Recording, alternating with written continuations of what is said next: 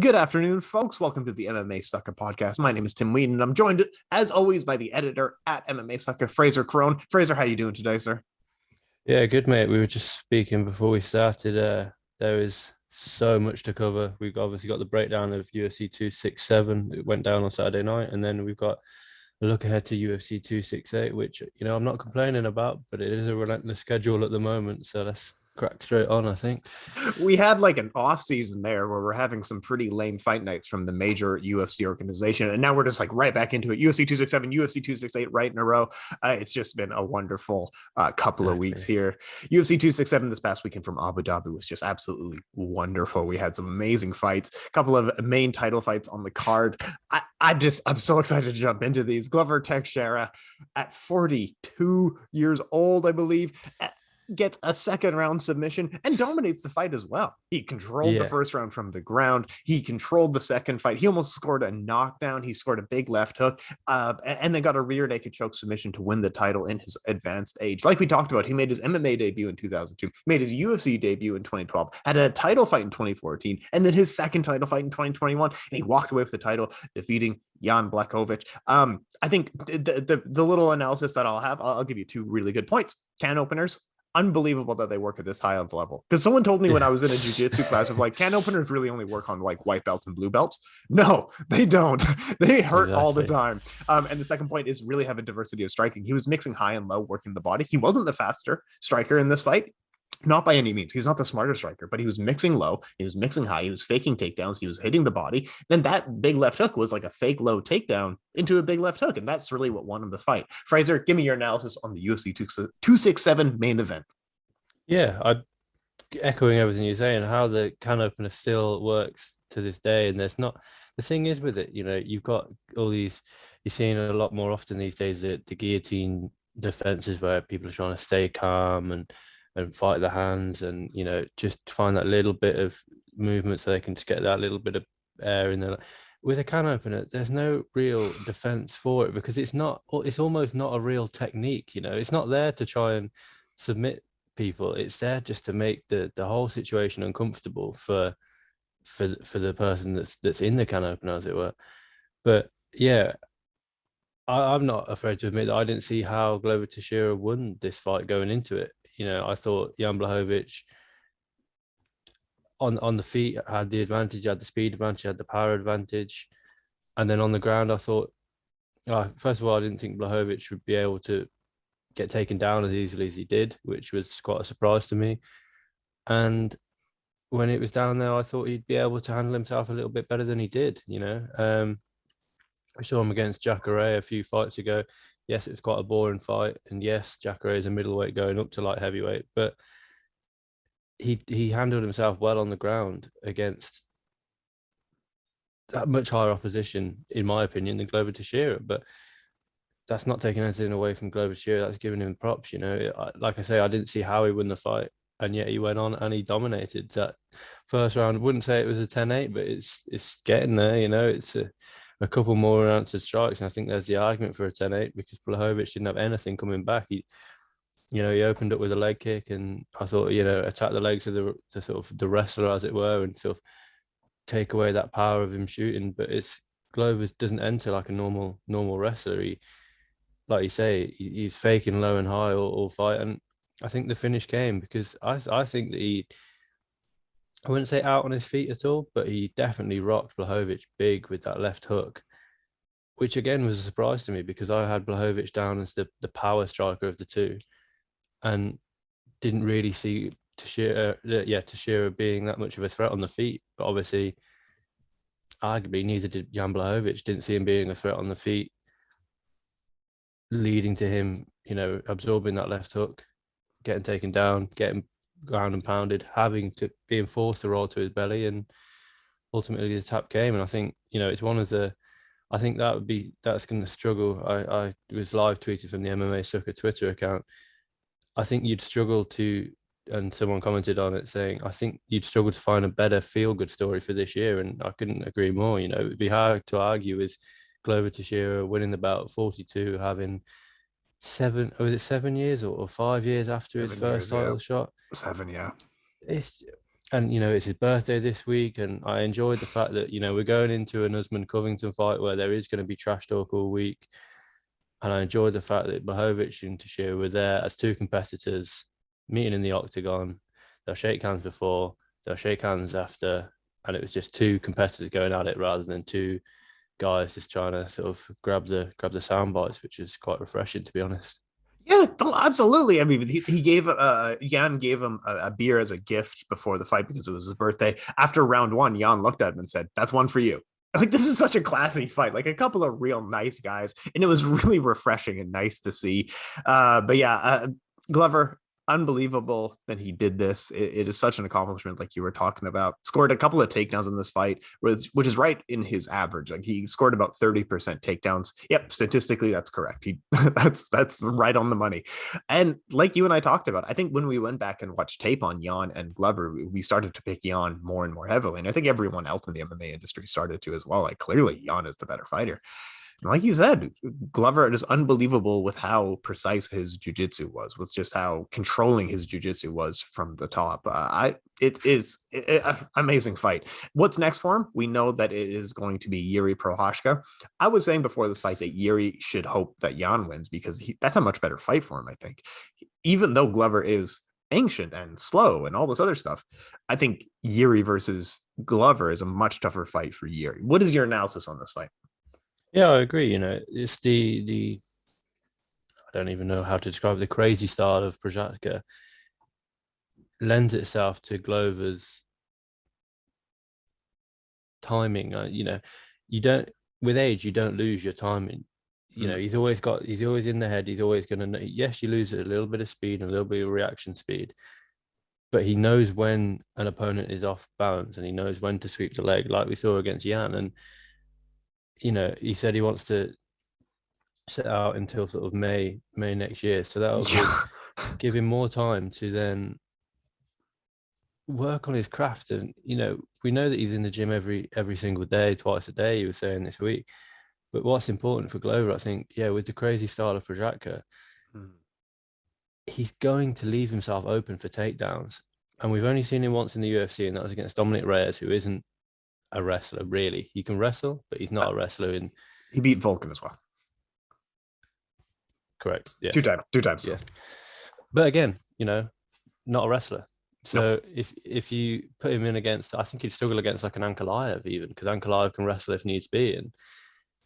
But Glover, I think, just takes him down with, I wouldn't say with ease, because he's really got to be on his defense. He's got to shell up, and he can't afford to try and slip Prochazka, because he's going to get caught with something, Glover, and it's whether he can get caught and catch Yuri coming in or catch Yuri on a missed strike, which I can't see why he wouldn't. And like you say, I think Yan would have been a better fight for him, because Yan, you know what you're getting from Yan. It's a fairly standard sort of almost Dutch kickboxing style of Jan Błachowicz with, yes, he can mix in a takedown like we saw against Izzy, but that's not really his game. And you saw him almost not gas out, but he fatigued a lot against Izzy, because that's not his game. He hasn't been wrestling since he was a child. So the likelihood is that he would have tried to counter Yuri on the feet, which again would have maybe left him open. Whereas Glover's not going to play that game. Instead of trying to counter him on the feet, he will just try and drag him down to the mat. And I wouldn't be surprised to see Glover. We haven't seen Yuri on the ground at all in his UFC career anyway.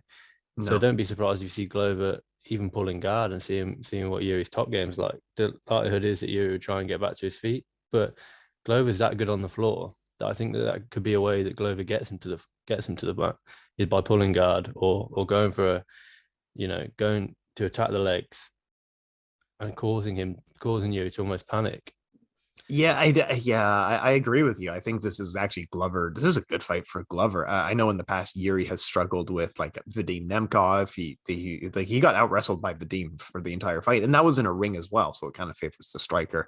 Muhammad Lawal beat him a while back as well. So I think he does struggle against wrestlers, and he hasn't switched gyms to account for that in any way. He's still training in Europe, and you and I have talked about that. There's a massive gap in Europe.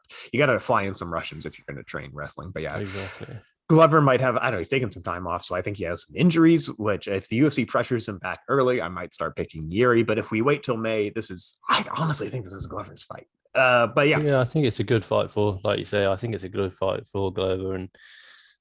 But the time out they're leaving it until May, it's only going to benefit Glover, I think, as well, because we haven't seen we haven't seen Prochazka since the Reyes fight, and that was May of this year. That was a while ago, yeah. So you're going to have to sit on the sidelines for a year. Yes, he was technically preparing for this fight, but you don't really prepare for a fight when you don't know, A, if you're even going to be in the fight, or B, if you're even which opponent you may or may not be facing. True. So I think his preparation was wide and vast. And like you say, even if he was preparing for this fight on, let's say Yan pulled out, he would have had to face the jiu-jitsu guy in Glover, and if Glover pulled out, he would have had to fight the kickboxing. So you can't train specifically for a fighter, but he made weight, which he probably got weighed in with some obviously some money to do that. But I think the time off is going to benefit Glover a lot more than it's going to benefit Yuri. I think so too. But yeah, feel good story of the year, Glover Teixeira. 100%. Absolutely. He was 5-5 in the UFC. He's now 6-0 with a title. Unbelievable. Now, a fight that was like fine wine. It was watching a classical music piece. It was just a beauty to behold. It wasn't brutal. It wasn't a beat down. This is what we talk about when a chess match doesn't have to be boring. It can be a great fight. And this was a great fight, and it was a chess match. Petr Yan versus Cory Sandhagen for the interim title in a 5-round fight. Every fight, Petr is going to throw away the first round. He just does. That's just consistent every time. Cory's looking so good. He's pushing him back. He's landing low kicks. He's mixing to the body, landing combination strikes with the head. He's entering and exiting on different angles. And then midway through the second round, Petr just figures it out. He starts every time that Cory was entering with a stance switch, he threw a body kick. So it's almost like shutting down one of the great things. Every time, so Petr was trying to land combination strikes back, and he started shifting in so that Cory couldn't back away. He was closing that distance that much faster. Both of them mixing high and low to the body. But Cory did land more strikes, but you can see in this fight why we're always measuring effective striking, because Petr was landing, even from the second round, pretty much every round after that, he was landing the much more effective strikes despite landing fewer strikes. What an amazing fight this was. I would watch this fight 10 times more. It's such a great fight. What was your thoughts on this fight? Yeah, for sure. And I was keeping quite a close eye on the analysis sort of aspect of it, because I was as it was going live, I was writing my recap article so I could get that up straight away after. I got it up within the sort of 5 minutes after, because round by round, I was sort of watching the fight and typing away on my laptop and having to then go through and change all the spelling mistakes because I just couldn't keep my eyes off the fight. I thought, like you say, Petr Yan is always going to give away the first round. And I've been thinking about who you can almost compare it to, and it's Alexander Usyk. Usyk isn't going to come out in the first 3 or 4 rounds of a boxing match and look to dominate from the off. He's going to shell up, and that's exactly what Petr Yan did. He shelled up for pretty much the first 5 minutes, and he wasn't looking to land. Of course, he wasn't just shelling up, but he wasn't looking to land any counter shots really in the first round. He wasn't being busy with the lead hand. He landed a few leg kicks that were sort of mimicked by Sandhagen. But then from this, like you say, from the second round, third, fourth, and fifth, he didn't need to shell up anymore. He was shelling up to catch the shots, but then he was coming back with counters. And what I thought Cory Sandhagen did well is he'd lead. He's like what we spoke about, I think, last week, is he was first and third, but it just wasn't enough, because the second from Petr Yan was just so much more powerful that Sandhagen's third sort of wave of strikes were almost ineffective. He wasn't even landing with a lot of them. So Sandhagen would go first, a few little sort of almost jabs on the guard. Sandhagen would return. Petr Yan would return, and then Sandhagen would go again. But every time Petr Yan returned the second time, he wouldn't rock Sandhagen, but you could really tell that the power was with Yan and the output was with Sandhagen. But like you say, it's not the volume, it's the quality of strike. And we always say, if it was open time, no time limit, who would have won? Petr Yan would have won that fight if we didn't have any. If we had unlimited rounds, Petr Yan wins that fight, because he was landing the harder, heavier shots on Cory Sandhagen, and eventually they do take their toll. And hats off to Sandhagen. He's got some chin on him because he received some big strikes from Petr Yan and wasn't deterred. Yes, he had a slower fourth round and he looked to be waning a little bit in that fourth. I think he was dropped in the third with that sort of spinning back fist, followed by a huge looping left hook, which I almost looked like a dance move. He spins around and catches him and then catches him again. And it was so good. It was like a Jet just, Li. It was like a martial yeah, arts exactly. Jet Li It's movie. like something out of a film. It's like, he's spinning in it, but, hats off to Sandhagen. He's got a hell of a chin on him. And I do think we'll see him in a title shot again soon, but sort of almost looking ahead, I don't see a weakness in Petr Yan's game. And I do honestly think that it was a bit of a coming out party for Yan because he beat Aldo. Yes, that's a good win, but Aldo, we've seen him susceptible to a sustained beating and not being able to come back with much, like we saw against Max Holloway in the second fight, or the first fight, I can't remember now. I think it was the first fight, actually, like we saw when he shelled up on the floor.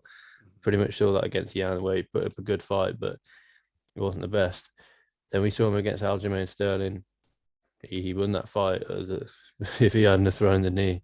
He was cruising to a victory. Now we've seen him against another high-level competitor in Sandhagen. The only person he's got to beat now in the division, in my opinion, is TJ Dillashaw, and he cements himself as very much the top of the division. Like we've got, Israel Adesanya, where there's no questions. Who's the best? Like we've got Kamaru Usman, top of the division, no question who's the best.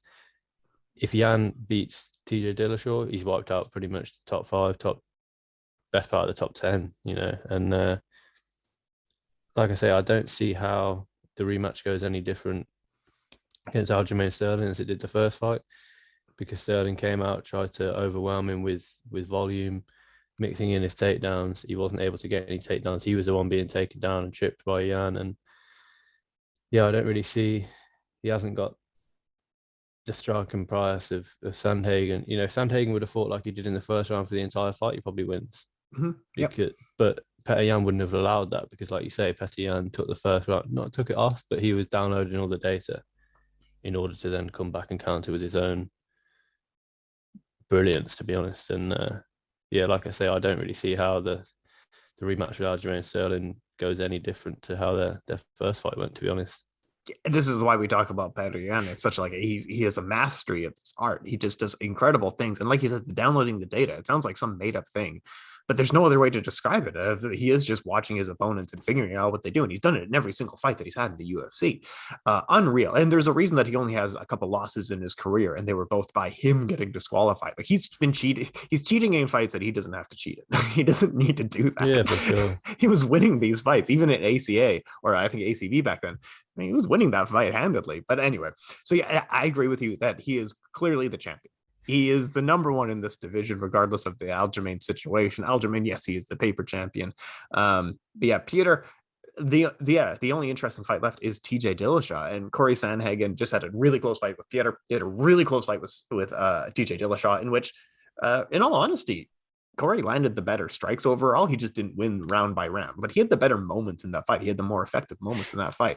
So I think we'll see Cory back in a title shot fairly quick, because he's going to be so far ahead of the rest of the division. If he takes some time off, heals up, learns a couple new things here and there, comes back, and he's way ahead. Peter versus TJ Dillashaw.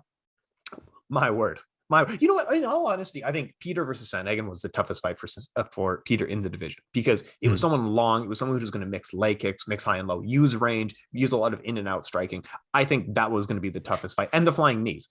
Everything that we've seen a weakness to for Yan, Sandhagen had it. And then this is what he did in that situation. I think against Dillashaw, he does win. I think it's a fun, exciting fight. This is probably a full 5-round fight that it goes, but that's a hell of a fight. If you were to quickly do a breakdown on Dillashaw versus Yan, what do you quickly see? Don't worry about the Sterling fight. No one cares. We know. Let's with the greatest respect to Sterling, let's put that down to Yan winning that fight, because, like I say, we haven't seen Sterling since, and we've only seen Yan, and Yan, I think, was better in the Sandhagen fight than he was in the Sterling fight. So he's clearly making those improvements, and we haven't even seen Sterling. How's he going to be after the neck surgery and whatnot? But yeah, a brief breakdown on TJ Yan. I think yes, so Cory Sandhagen is a tough fight for Yan, but I think TJ mixes in the wrestling a lot better than Sandhagen. You know, we saw Sandhagen go for shots, but you could tell that they're not wrestler shots, as it were. You know, they were MMA wrestling shots. Whereas I think TJ can mix in the wrestling should he need to against Petr Yan a lot better. I think he'll attack the legs of Yan better than Cory managed to, because I think Cory was slightly hesitant of the return in wrestling from Yan if he did land the low kick and did catch himself off balance, because Cory's got a habit of throwing a low kick. If he misses, he spins out rather than sort of just keeps his leg there and backs up. He spins around, which we saw against, you know, it worked against Frankie Edgar. He threw that leg kick, he span around, and then he jumped up with the flying knee, which, you know, it works against Edgar, who's relentless for the wrestling. But with Petr Yan, who will take his time, it clearly didn't work. And I think we spoke about it last week on the breakdown of this fight beforehand. I think Yan missed an opportunity to not, especially in that first round. Sorry, Sandhagen missed an opportunity. He was landing on Yan's guard. Why not try and pull him into a tie clinch and land some knees to the body? Because the body was fairly open, you know, especially if for the first 2 or 3 minutes you pretty much just land on the guard. You knew that Yan wasn't trying to counter with anything major. He was, like we were discussing a minute ago, downloading the data. He was, okay, if I throw this, what's your reaction? Are you throwing back or are you backing out? When you throw a double jab, you tend to come with a leg kick, for example. Mix it up a little bit more if you're Sandhagen, you know, double jab to the guard, knee to the body, take the wind out of Yan, back up, then maybe throw a double jab and a leg kick, and then maybe just throw a single jab out there. Sandhagen didn't download any data from Yan, whereas I think TJ Dillashaw would in their fight. You know, I think TJ Dillashaw, especially with Ban Ludwig, I think he's more experienced in high level fights. Remember, Sandhagen hasn't had too many high level fights. He fought Aljamain Sterling and lost within the first 2 or 3 minutes. I think that was, even if it made the 3-minute mark. He fought Frankie Edgar, but that wasn't the main event. That was only a 3-rounder. Then he fought TJ Dillashaw, and then he fought now he's fought Yan. So he hasn't had that many high level opponents to have to, you know, he's fought John Lineker. John Lineker's never really going to wrestle you. He's going to come in, he's going to look to try and take your head off. He fought Alcantara, he's going to pretty much try and take it to the ground. You know, these aren't fighters where they're going to mix it up, or they have the ability to mix it up an awful lot. Whereas, you know, when we saw him against TJ Dillashaw, he was able to mix it up, and when we saw him against Petr Yan, he was able to mix it up.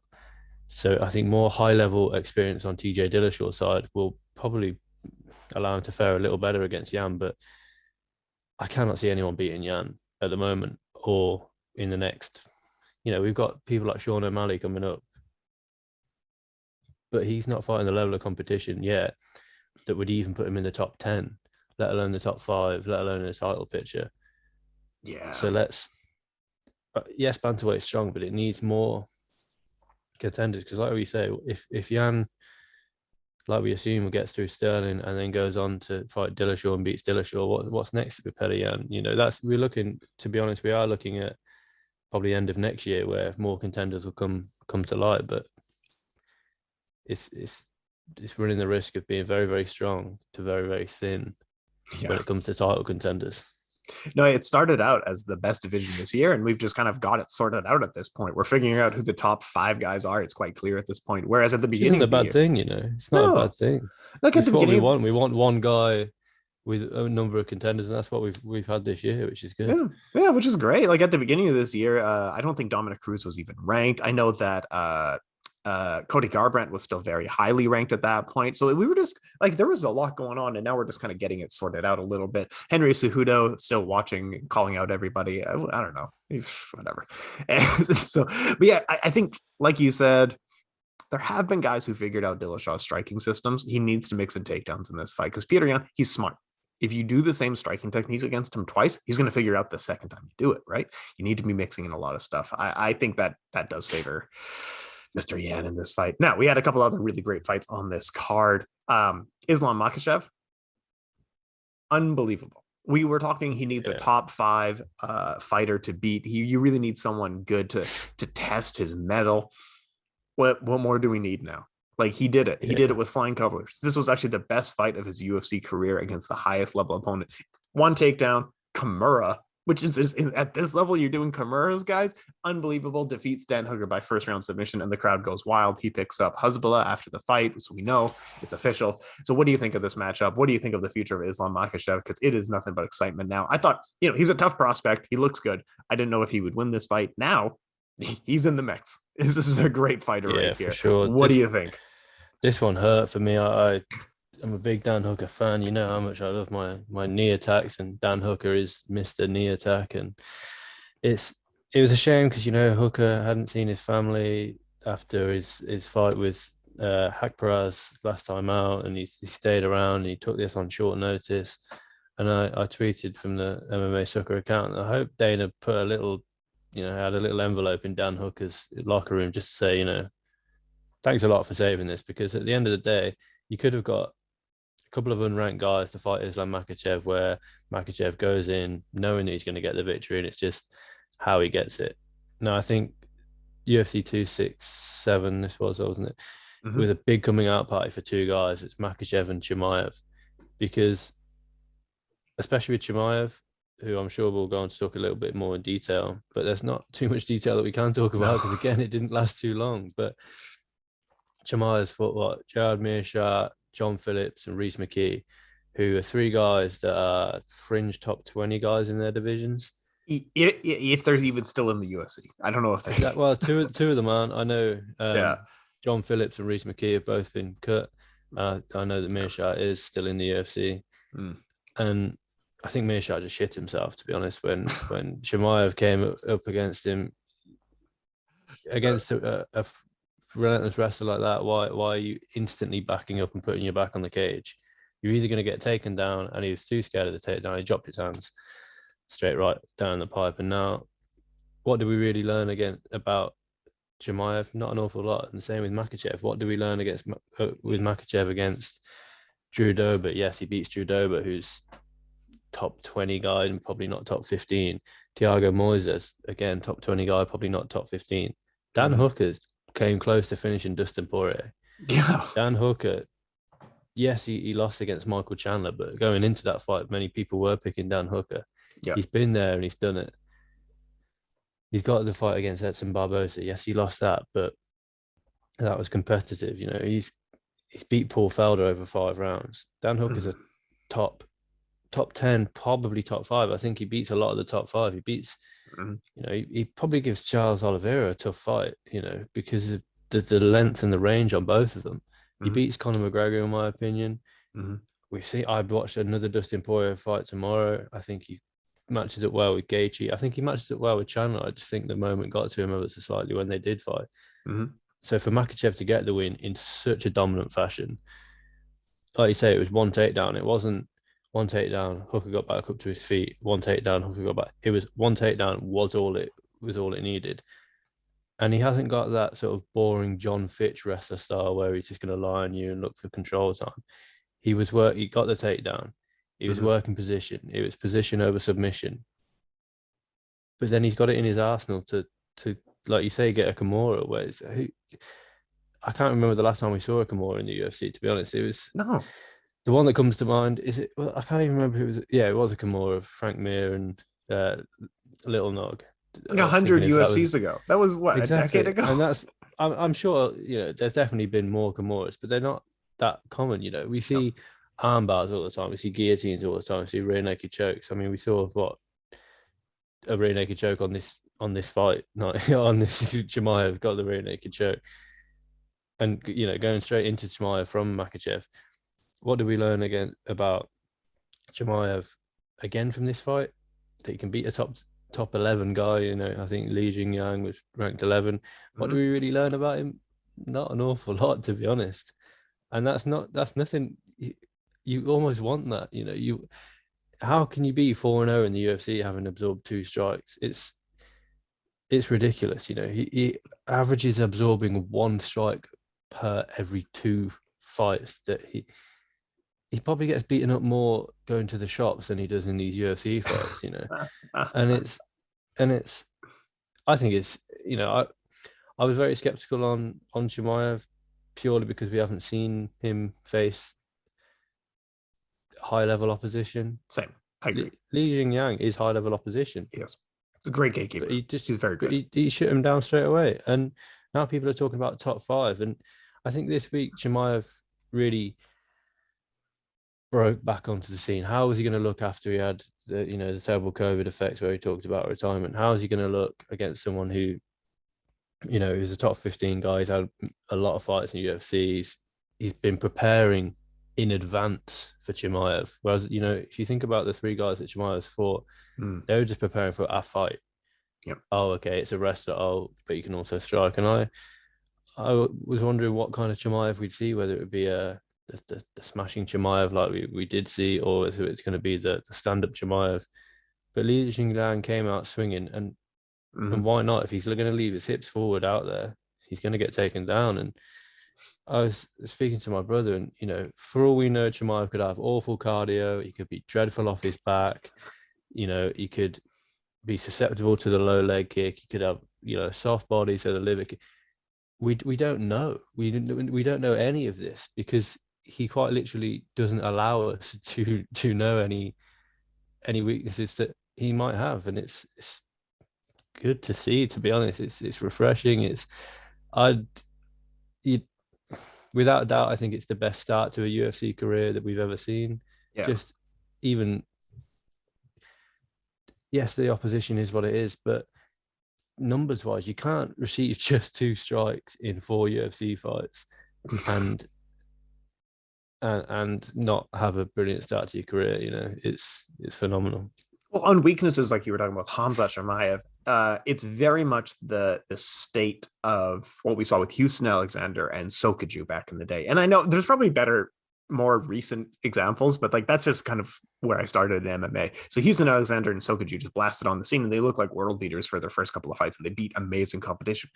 We found out later that they had pretty huge weaknesses, but no one was able to exploit them for their first couple of fights. So they looked absolutely incredible. And I do wonder that with Khamzat Chimaev as well, if he is just like he beat Li Jingliang, and he is good from every position. He is actually a good all-around fighter. He's given tough fights to everyone that he's fought. He just got beat here. And I think the most impressive thing with Khamzat is that he does it in such impressive fashion, and he makes a moment out of this stuff as well. Every time he's talking to Dana White, he's picking people up and slamming him. He's walking him over, making sure the camera's right on him. He makes entertaining moments out of him. He's a gamer more than he's a sportsman, and it's really fun to see. You know what I'm saying? What's next? I'm here for it. I'm here for it. This is entertainment. Yeah. It's at the end of the day. I don't know what's next for him. Obviously, we're talking top 10 guys. There's some great, I think Gilbert Burns was calling him out. So that's a fun one there. Like, whatever. I don't even care. Any fight for him in the future sounds great because we haven't seen any adversity against him. We haven't seen him struggle in any fight. We thought maybe this fight, because of he was retired with COVID, maybe he wouldn't have cardio, and maybe he still doesn't. We don't know. But yeah, for the first little while. But yeah, he likely beats guys like Jeff Neal, Neil Magny. Like he definitely. Neil Magny wants to fight. I saw an interview with him yesterday saying that he's really keen for the fight and he wants to take him into the deep waters. But let's do it. Seen Magny almost not turn up a few times. When he fought Michael Chiesa, he didn't really turn up. But I think Michael Chiesa would be a good fight. He's good off his back. He's got good striking. He's obviously more experienced than Chimaev. I edited an article scheduled for up later on today by one of our writers, Andrew, who played matchmaker, and he said Stephen Thompson, which would be interesting on the feet. But Thompson got dominated by Gilbert Burns, who's essentially he used to make lightweight, and he got dominated by him on the ground. Now Chimaev's pretty much a middleweight who barely made weight on Friday, as we saw with Tailgate. What is it, about 6.0 these days? Everyone's trying to push down on the towel. So I think he beats Thompson purely size-wise and could lie on Thompson for best part of 15 minutes. Yes, he might get caught coming in, but his overall size and speed would just overwhelm Thompson, in my opinion. Yeah, but whatever the future holds, it's going to be a great fight. Stephen Thompson can make a tough fight for anybody. Once you close the distance on him, like you said, you can kind of wrestle him a bit. Do you see what Daniel Cormier was saying on Reddit with the Tailgate thing? No, so I haven't. No, I didn't catch it. So Cormier was doing an AMA on Reddit, and people asked him about the towel thing, and he was like, "Why don't you guys believe me?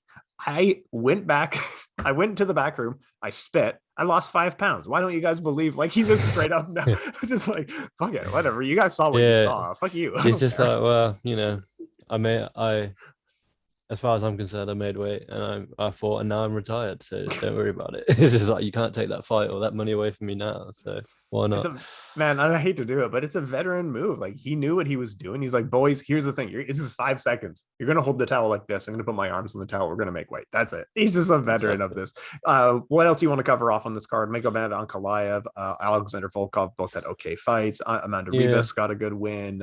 What else you want to cover off quick? I think there's going to be two. I think we could do a whole hour long on just the prelims, but Hmm. I think Amanda Ribas bounced back from the loss to Marina Rodriguez really well and bounced back from a tough first round where she got dropped at the end of it. Yep. I'm glad that she did because she's a captivating personality. And I think that she can go far in the division, but she does need to shore up her defense because she's got dropped in her past two fights now, and down at strawweight you don't tend to get dropped an awful lot, to be honest. But she is. Lerone Murphy, I think, was very unlucky not to get a performance of the night bonus. He almost got 10-8'd in the first round with Makwan Amiakani, took the advice from his corner on board, came out of southpaw. As soon as he switched to orthodox, Amiakani shot a huge knee, which, kept Amiakani down for, too long. You don't want to see that. But one thing I do want to get your opinion on is that, unfortunately, we're not talking about the fight itself. We're talking about the referee in the Dos Santos Saint Denis fight. So I was at a rugby game. So I actually didn't see the Ah, prelims at all. right. I can tell you about this rugby game, but yeah, I actually did. I Yeah, saw the controversy, and apparently he's been fired. That he was pulled off, and he was meant yeah. to ref later on the night. What did he do? What happened? What's the story So here? it was just a prolonged beating. Dos Santos was just beating Saint Denis, Mm. and you know, I think the guy's making his UFC debut, and he was a French special forces. So the guy is tough, and he's not going to just quit. Mm. But at what point? How many unanswered shots? He's busted bloody open everything. How much of a beating does this guy need to take for the referee to step in and say, look, I'm going to save you here to fight another day? And I was actually discussing with Dan Hardy on Twitter yesterday about it, Mm. because he was saying, what, we do see this often. And I was saying, well, to be honest, I've never seen Big John McCarthy make a mistake like that. Jason Herzog, probably the best referee in the game at the moment, or Yeah. Matt Goddard. These guys don't make mistakes. Keith Peterson doesn't make high level mistakes. Mm. Herb Dean, I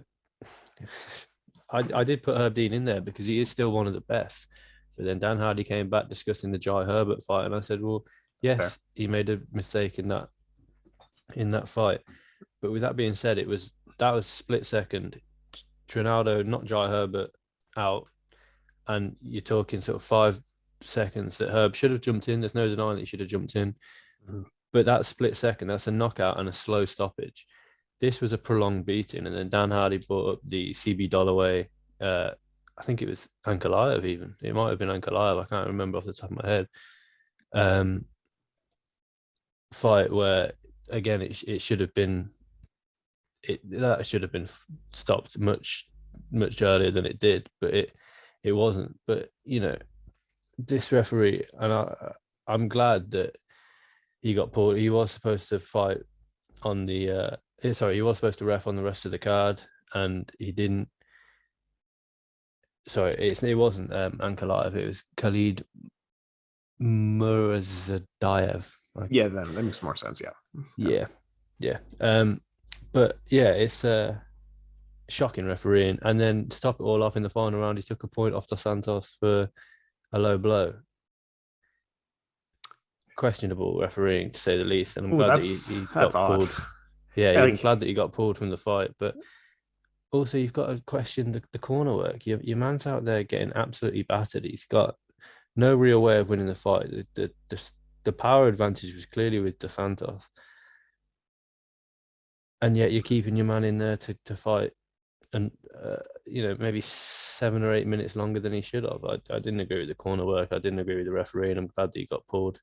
I don't expect to ever see him in he needs his license revoking and a review as to why he allowed that fight to go on. What was he seeing that everybody else wasn't in Saint Denis? So, but yeah, that's a weird one. yeah, I awful. mean, the thing is that the consequences are so high when it comes to these combat sports. When you screw up as a referee, the consequences are dire. We saw a gentleman die in sumo wrestling just last year, and it was largely due to officiating issues, not due to competition. It was probably a preventable death. So you really do need referees who maybe pick safety first. Back in the day, I did always say, like, let the fighters finish the fight. Maybe I've come around to saying, like, maybe we should actually look out for fighter safety a little bit more at this point. But I am trying to get an interview with Mark Goddard. If you're trying to get an interview with Dan Hardy, let's get them both on the show and let them argue about this, and it'll make for sure. Maybe we'll get a couple of more views on it. But you know what? Are you ready to move on to the big one? The big show coming up this weekend? I'm excited to move on to it. We got a couple of great fights. UFC 268 from New York this weekend. I'll start from the bottom fight and work up to the last two, and I'll give you a quick breakdown on each. Justin Gaethje versus Michael Chandler. I love this fight, but I'm going to always pick, when I was doing tape study on Michael Chandler, he has clear weaknesses to low kicks, and left hooks. And you pair him up against Justin Gaethje. I'm going to pick Justin Gaethje by first round TKO. And I know that's harsh, but like, man, it's a chess match. When you have the right pieces, you're going to beat your guy. And I think this is a great fight for Justin Gaethje here. What do you see in this matchup? Yeah, like you say, I think Gaethje's we didn't see it in his last fight really against Khabib, but he's got phenomenal cardio. And this is a 3-round fight, remember? So I believe it's a 3-round fight. Yeah, of course it is. Yeah. Gaethje's going to put that pace on Chandler, and we're going to see. I think we're going to go back to the measured killer that is Gaethje that we saw against Tony Ferguson. We're not going to get a Michael Johnson rematch because that was old Gaethje. Now he's, calm down a bit, and it's going to be a little bit more measured in there. And like you say, Chandler's susceptible to the low kick. We saw against Brett Primus.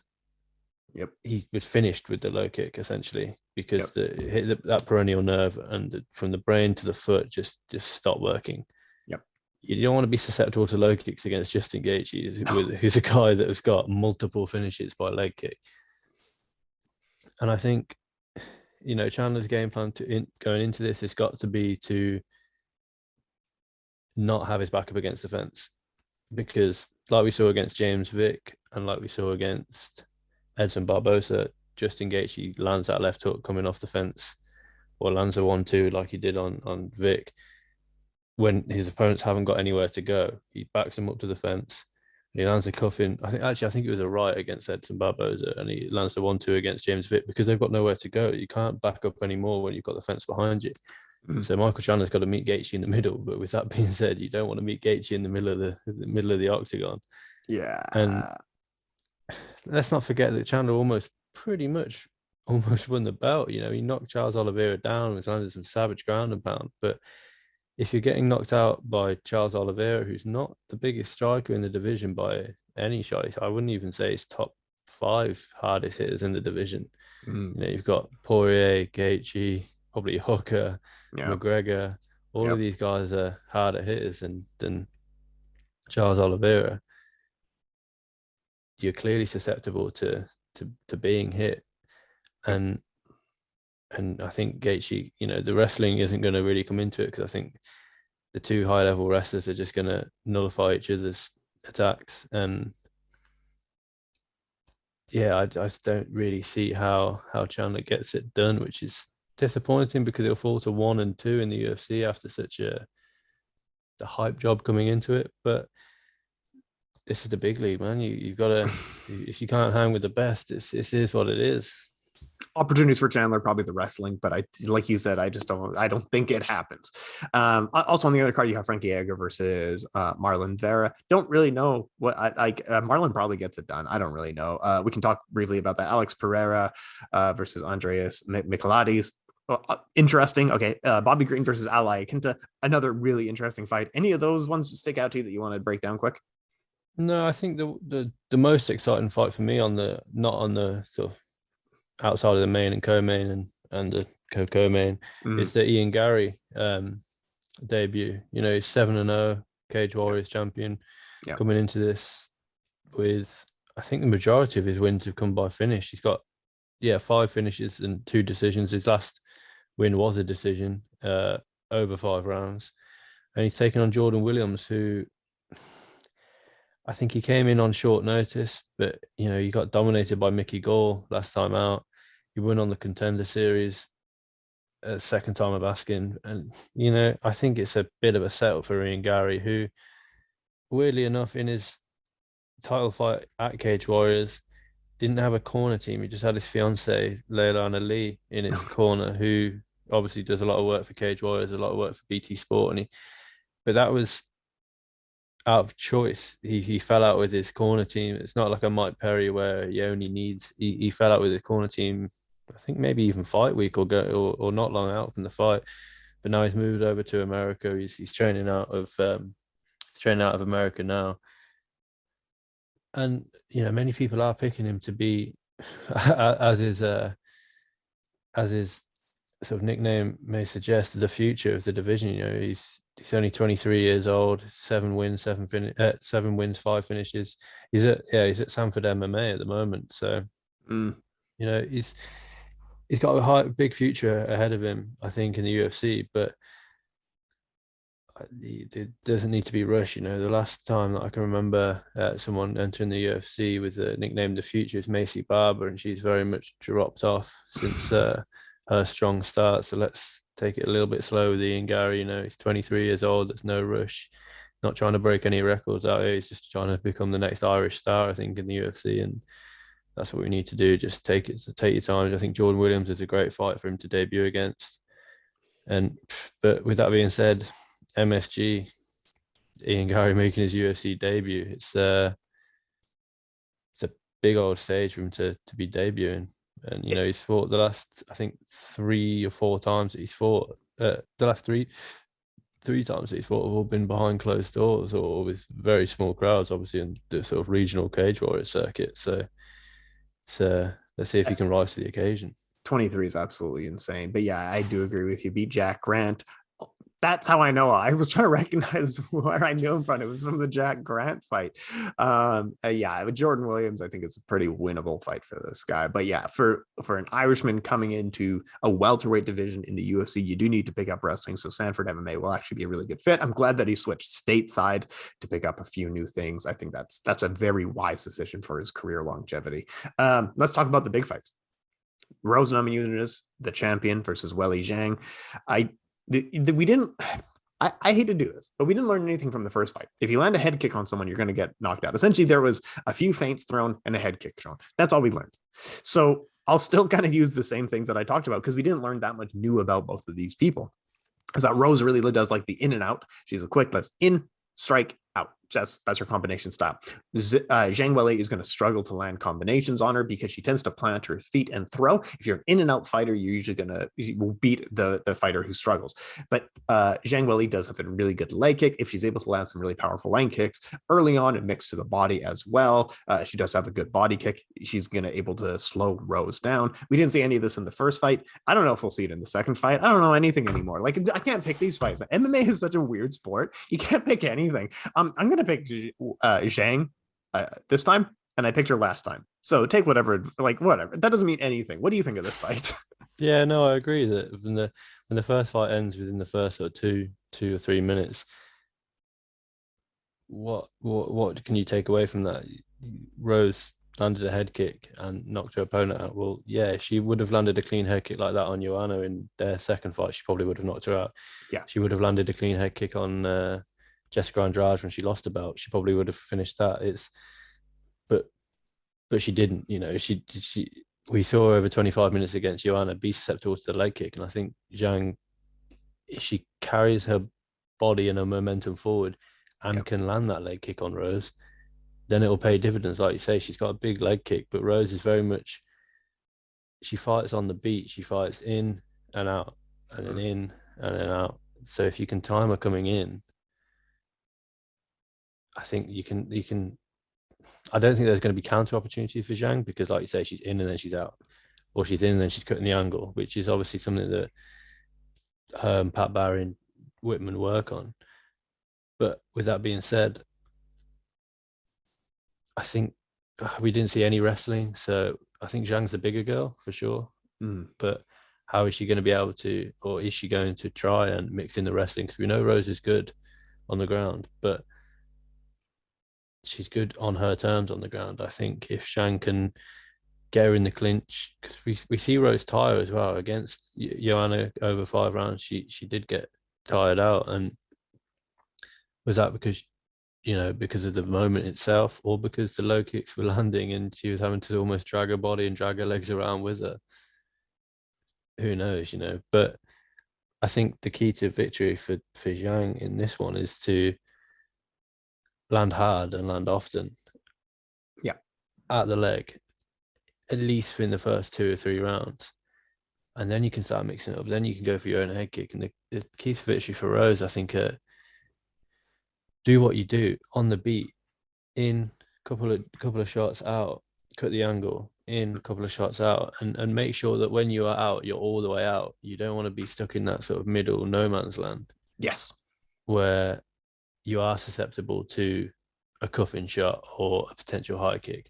She's either got to be all the way in so she can crowd Zhang Weili and look to work almost in the Muay Thai range, in the Muay Thai clinch, and land the land elbows, land knees, or like we say, all the way out, where she can't land on Zhang, and Zhang can't land on her, because if she does stay in that middle ground, like I say, she's going to be susceptible to a cuffing hook or the leg kick like we talk about. But I'm obviously more excited for this than I am the first fight, because this is at least we might actually get a fight in this one. The last one we didn't really get a fight because, and that's it's not a bad thing, but how much of a fight can you get in 3 minutes? It's like Aldo McGregor. How does that play out?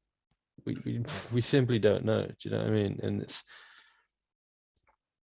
how does that play out over 5 rounds? Who knows?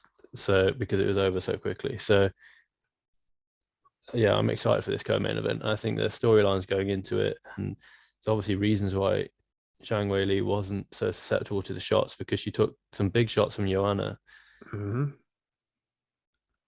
But yet she only took 1 shot from Rose, and it pretty much knocks her out. And whether Henry Cejudo will be in a corner, I watched the countdown show this morning, and Henry Cejudo is working closely with Zhang Weili. I got shivers, man. I'm so pumped. Holy shit. This is a good exactly. one. And that's just the co-main, and then we go on to the main event, which is nuts as well, to be honest. The bad blood rematch, the grud match. I'm not going to listen to any of the trash talk. I don't care at all. But Colby Covington, who is a little likes to trash talk, versus a guy that he straight up doesn't like in Kamaru Usman. One thing that they were neck and neck in their first fight. They were absolutely even, skill for skill. They were absolutely the same. We didn't see any wrestling. We didn't see any clinch work. We only saw a Muay Thai, a kickboxing match in their first fight, and they were neck and neck. Since then, I know that Kamaru has gotten better. You've seen him get better fight over fight. He has gotten better. Has Colby Covington gotten better? Probably, but we haven't seen it in the cage. We don't know if he's gotten better. So if they're neck and neck, we know that one guy's gotten better. We don't know that the other guy's gotten better. You almost have to pick the guy that you know has gotten better. But again, there's so many ifs.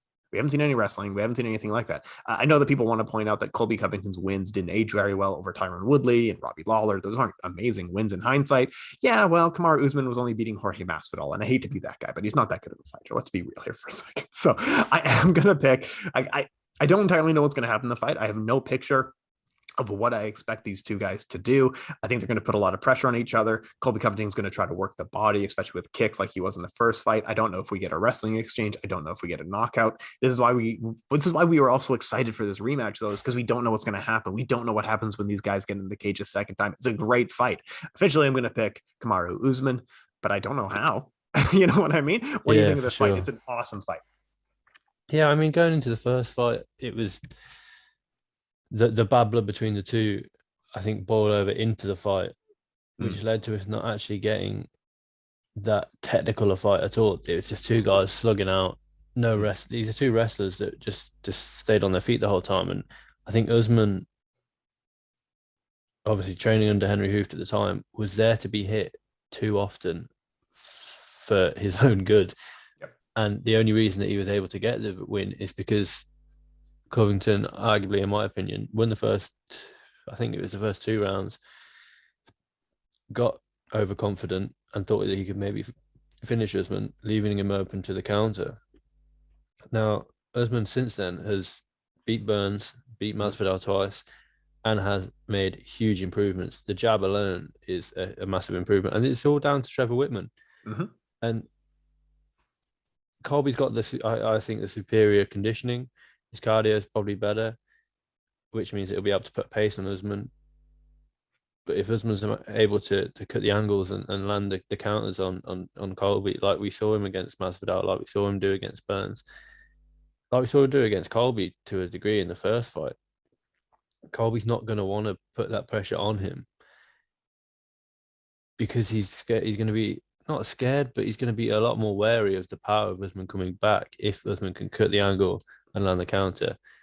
And, you know, in the first fight, I don't think we saw zero takedowns attempted by any man. Mm-hmm. Usman landed 175 strikes to Colby Covington 143, but I'd argue that a lot of Colby's strikes, especially through the first 2 or 3, were more effective than Usman's. You know, he seemed to rock Usman a few times, and I don't feel like the bad blood going into this one is nearly as heated as it was the first time around, because what can Colby Covington say to Kamaru Usman that Usman can't just respond with, well, I broke your jaw and knocked you out.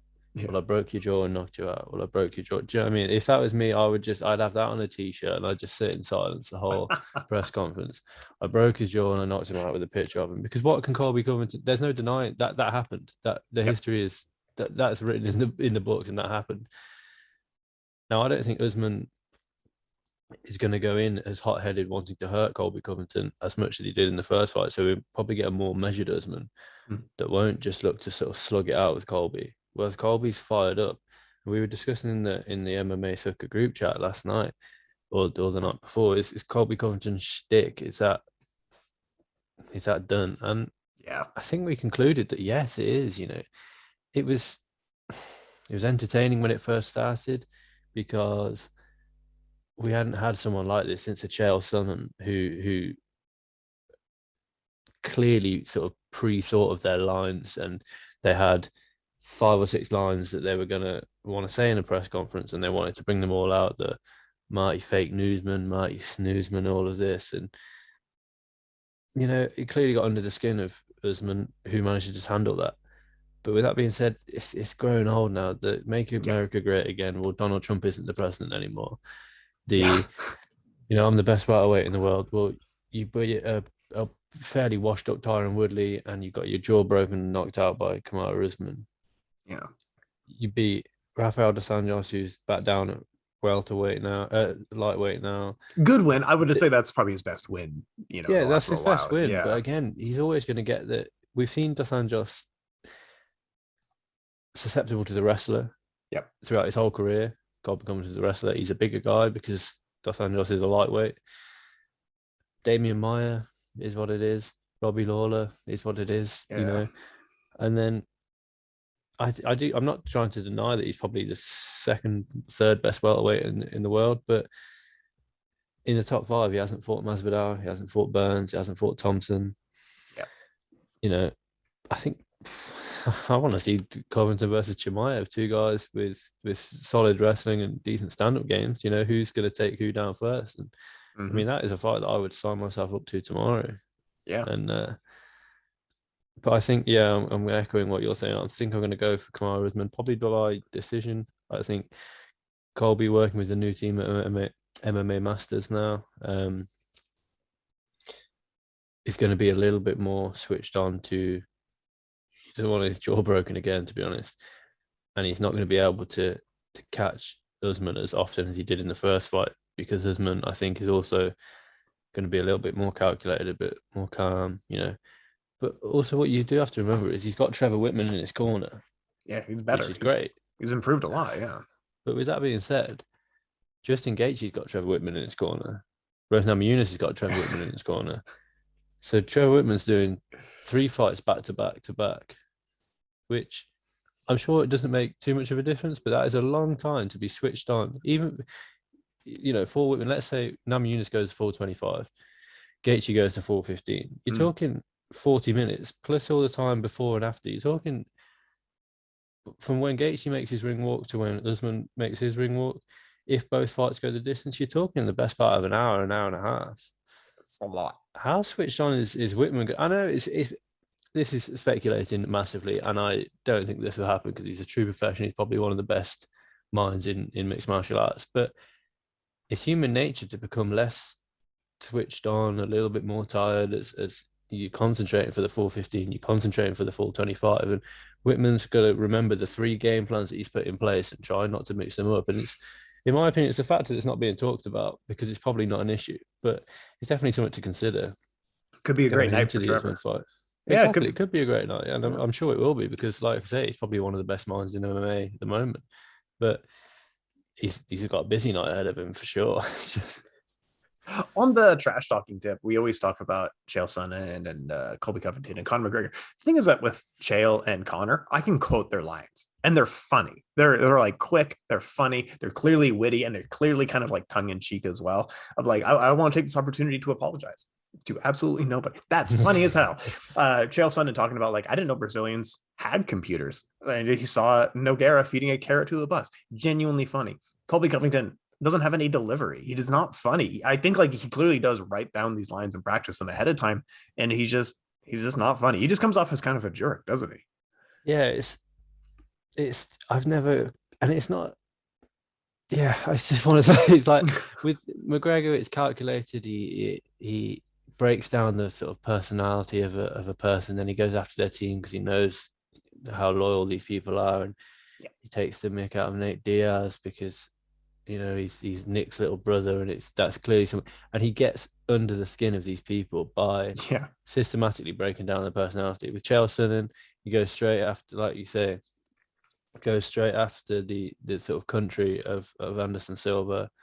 And we know Anderson Silva's, you know, Brazilian, he's passionate, and he's, you know, native Brazil, and he's loyal to the Brazilian people and all this. And then Chael Sonnen comes, you know, Marty Snoozman attacking his fighting style, but you'd expect that. You know, you'd expect that from an opponent to attack your fighting style. And I've seen, like I say, I watched the countdown this morning, and there's a lot of Colby trying to almost get in the head of Usman by saying, yeah, he faked an IPO, he faked a nut shot. Okay, maybe he did, but that's not gonna.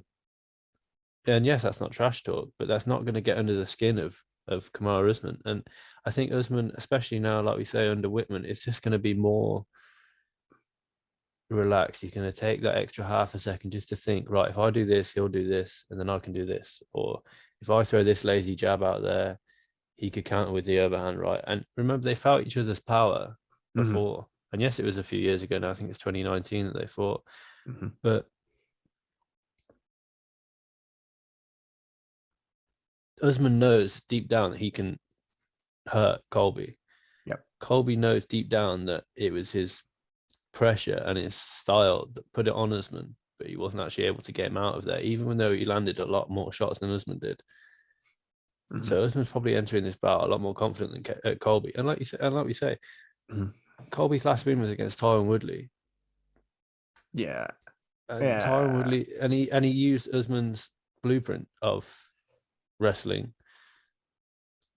you know, tiring out Tyron Woodley, because we know that Tyron Woodley's gas tank isn't great in MMA or boxing, because Jake Paul, and we're not even going to bring that up, but yeah, you know, he used Usman's blueprint. So how much have we really learned? You know, Colby's only had that new team in his ear for one professional fight, as it were. Obviously, he's been sparring in the gym and whatnot, but he's only had the new team in his ear for one fight. How does this fight go? I'm picking Usman by decision.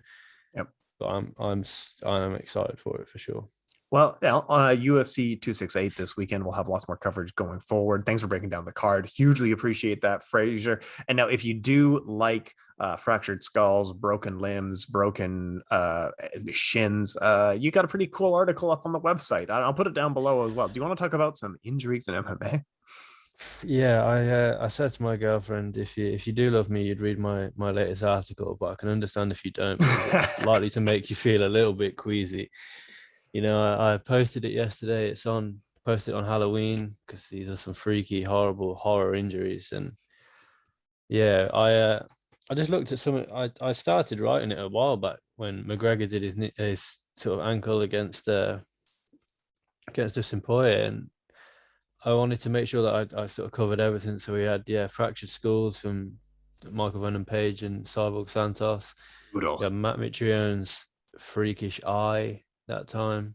Oh. Multiple broken legs, just in recent memory, McGregor, Weidman, Silva, and then I didn't go into depth, luckily for my for my own sake, to be honest. We had Alistair Overeem's lip that almost tore. We had the CFFC finger where it seemed like his finger had been completely sheared off, but it just snapped all the way back and somehow got in his glove. Yep. So if you I wouldn't read the article on a full stomach, to be honest, but it's I enjoyed writing it because you do forget that these are human beings and they're just essentially competing. This is their job to do this. And it was a rough one to write, and to be honest, it's quite a rough one to read, but it does make an interesting read, if I do say so myself. That lost finger was one of the weirdest stories in MMA, because I think that was one of the, man, it was so weird. Like, he didn't break the rule.